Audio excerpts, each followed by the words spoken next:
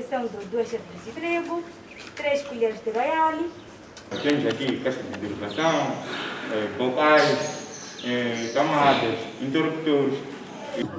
Centro de Formação Profissional de Vilanculo acaba de lançar para o mercado de emprego 128 técnicos profissionais formados em diversos cursos profissionalizantes.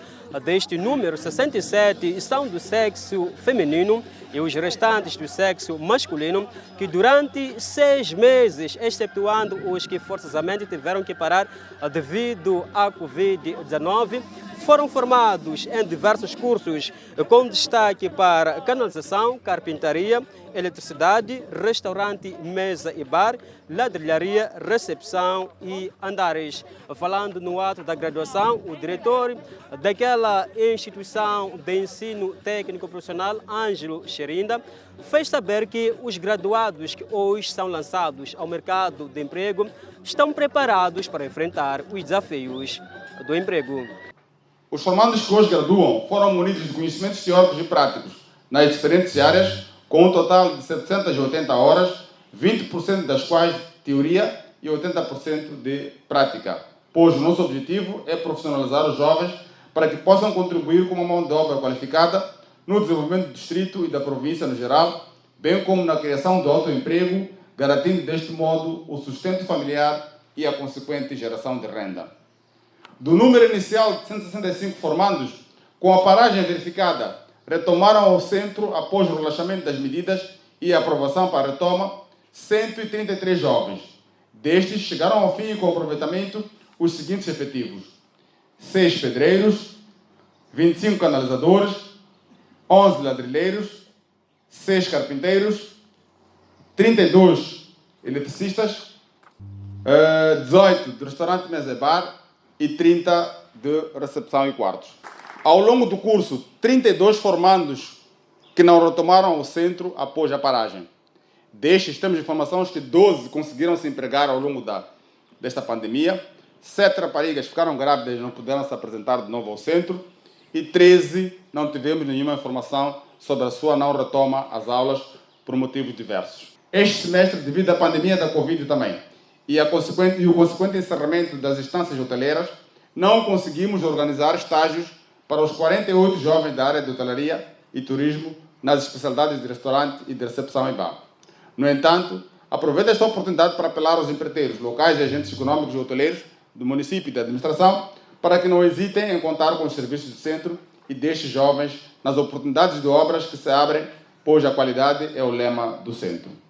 Em representação do presidente do Conselho Autárquico da cidade de Vilanculo, a vereadora para as áreas de Educação, Saúde, Mulher e Ação Social, Mariana Alfabeto, desafiou aos formados a colocar o conhecimento adquirido ao longo dos 6 meses em prática.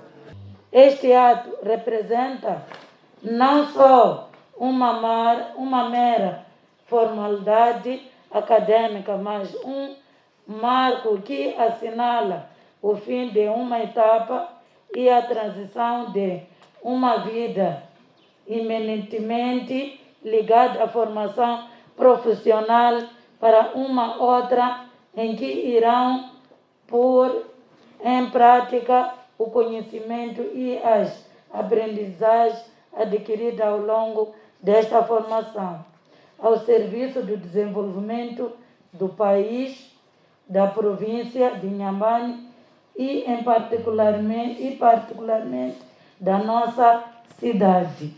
Consciente de que o percurso de formação exigiu de vós o empenho e persistência, aproveitamos a ocasião para congratular-vos pelo esforço empreendido. Porém, a nossa maior alegria será quando, na vossa vida profissional e social, souberem aplicar os conhecimentos adquiridos durante o tempo de formação. A reportagem da Vilanculo TV falou com alguns formados que dizem estarem preparados para enfrentar o mercado de emprego. O curso foi bem, mas por causa da pandemia não correu muito bem.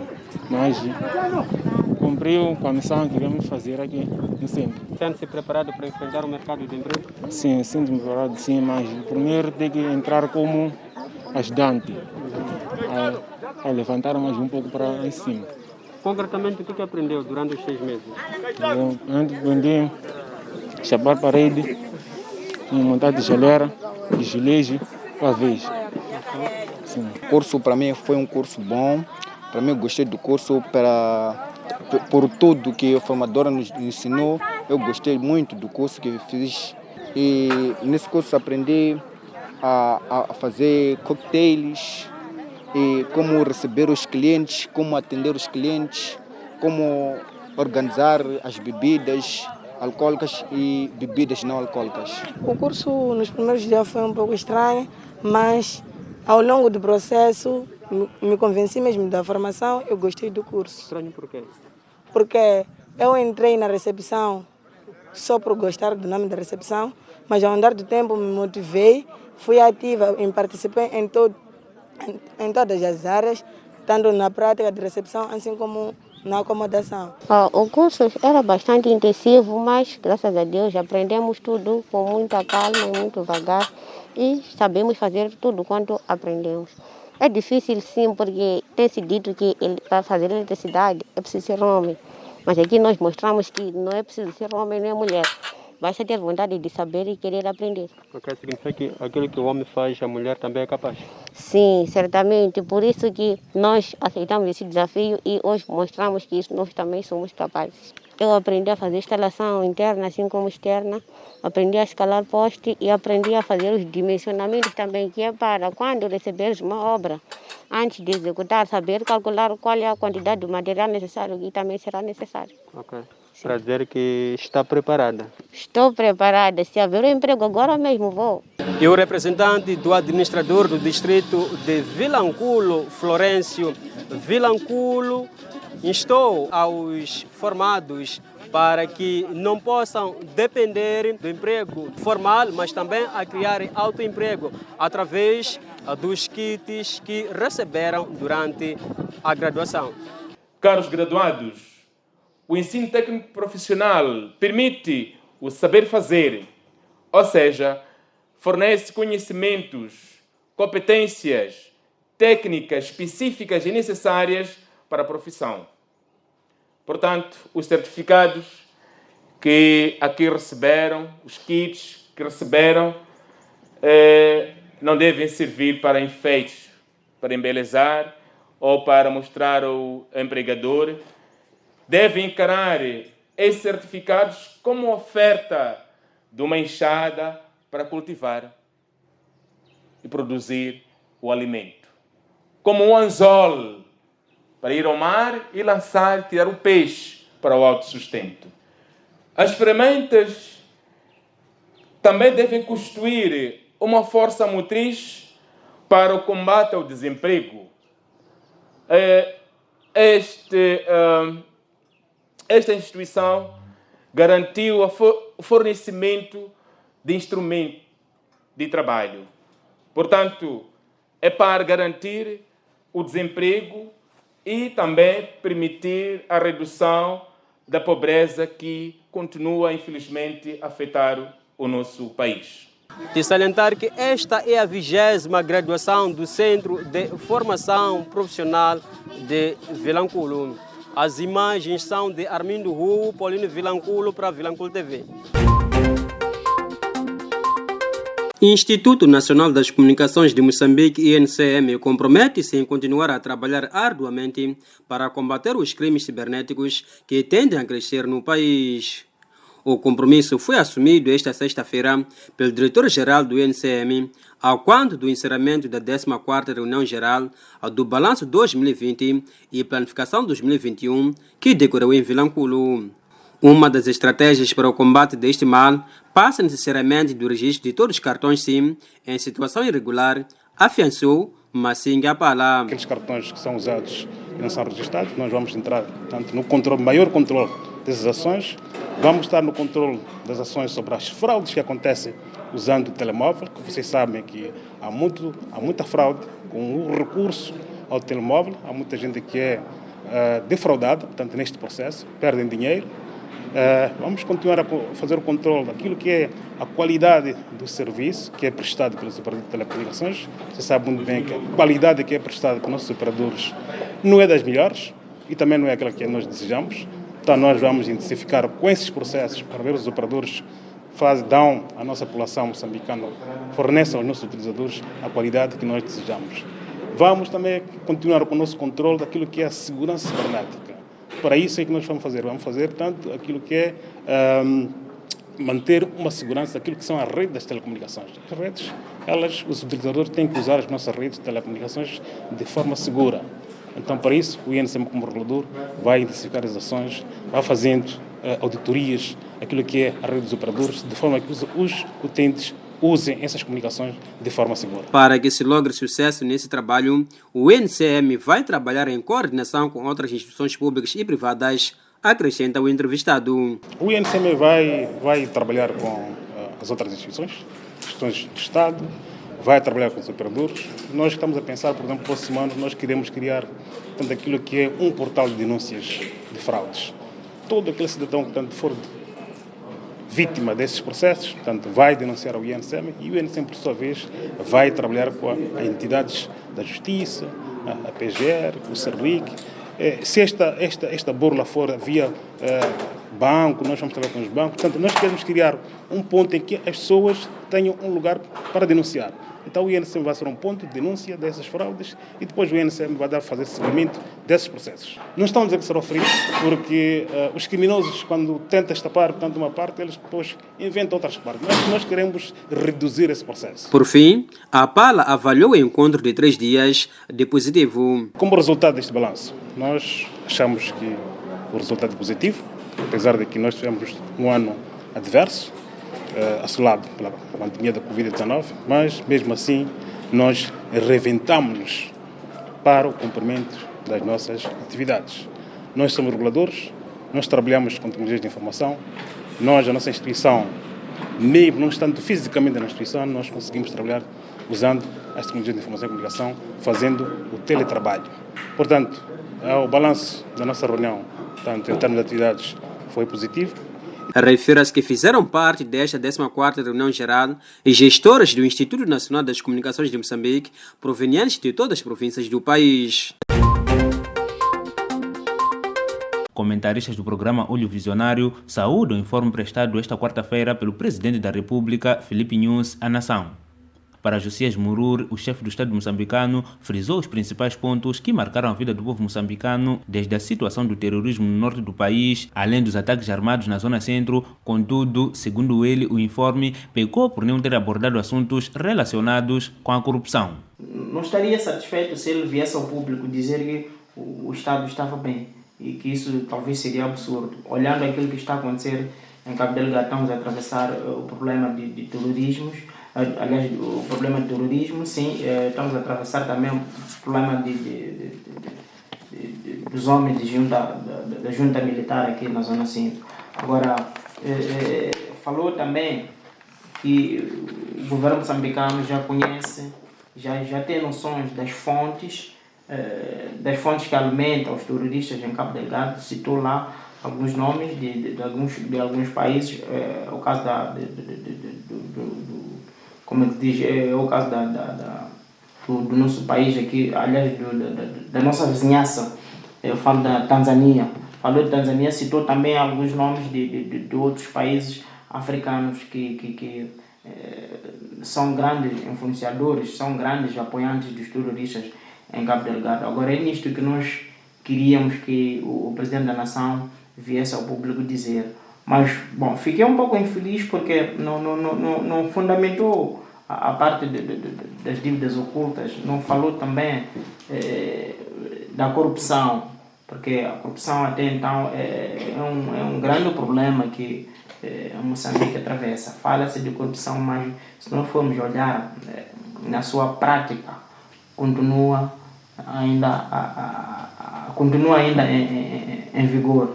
A título de exemplo, hoje o ex-presidente do Conselho Municipal da Macinga esteve no tribunal, esteve no Banco dos Réus para responder pelos crimes na qual ele é acusado. Agora, essa parte ali o Presidente da Nação não aprofundou. Por seu turno, José Filipe diz que Filipe Nunes, apesar de não ter detalhado alguns aspectos, os principais assuntos que marcaram o ano 2020 foram explicados e saúda o informe do estadista moçambicano.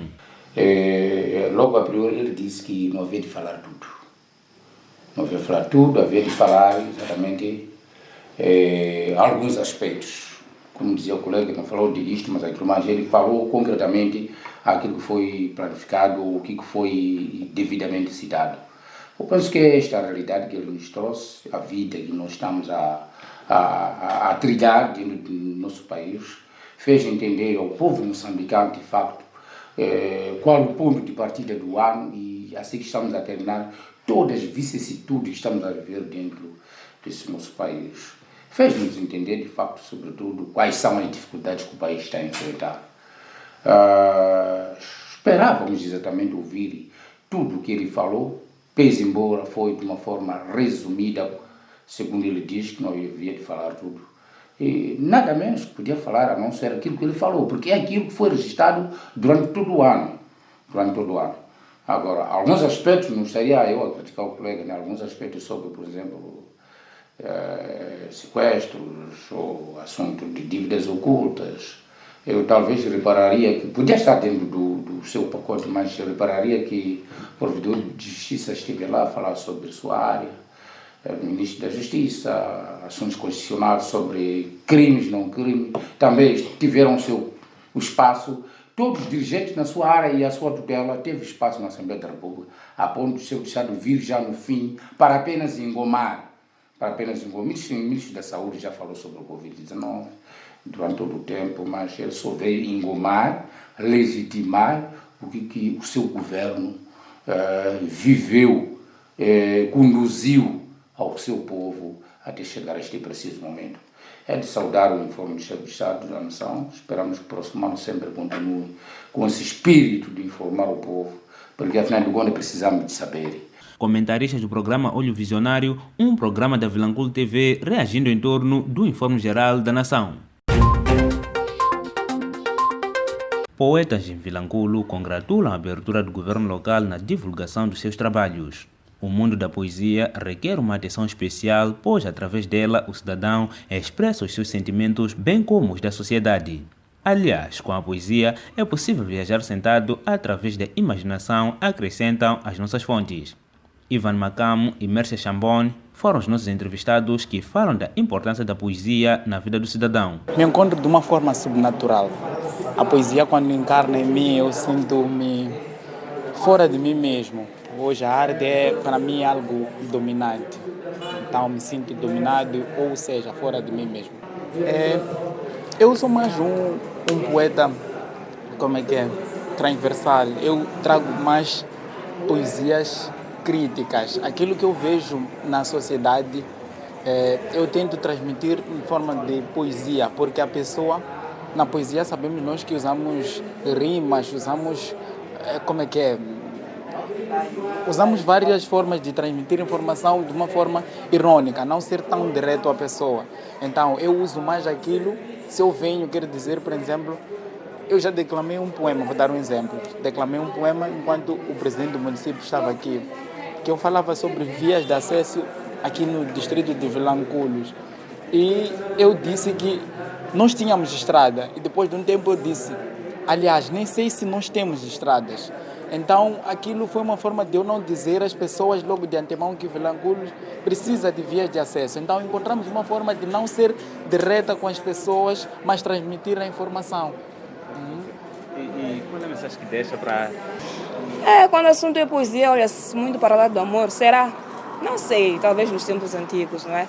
Mas os meus poemas falam um pouco de tudo, falam da vida no geral, daquilo que compõe a vida, o amor, a esperança, a alegria, a dor, tudo que compõe a vida.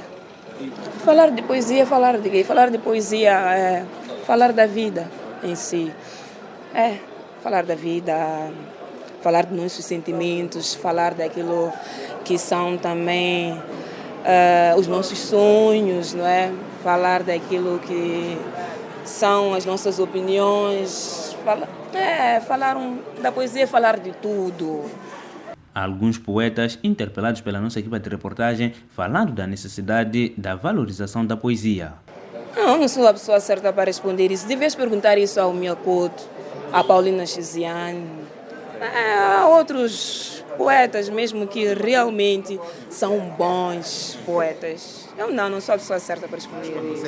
Não sei, talvez eles nasceram mesmo para isso, seja o dom deles, não é? Porque acredito eu que para ser um bom poeta, parte mesmo do dom. Não se procura isso, não se procura. É algo nato. Gostaria de apelar a todo mundo a ler e ler muito mais, porque a poesia, para você se estar no rubro ou no meio dos melhores poetas ou dos bons poetas, que eu acredito que ainda não estou, porque eu tenho pessoas que eu admiro muito, é preciso ler e ler muito mais e conhecer de verdade quando usar uma rima, quando transmitir a informação, de que forma transmitir a informação. A poesia é muito diversificada. Tem pessoas que podem falar aquilo que vê, não usar nenhuma rima, nós vamos considerar a poesia, mas a poesia na sua essência carece de muita leitura e muito trabalho. É isso que eu apelo a todos, que continuem a ler, amar a arte e gostar da literatura. É assim que nós temos uma visão ampla. Como Moçambique, que a arte prevalece. Sonhos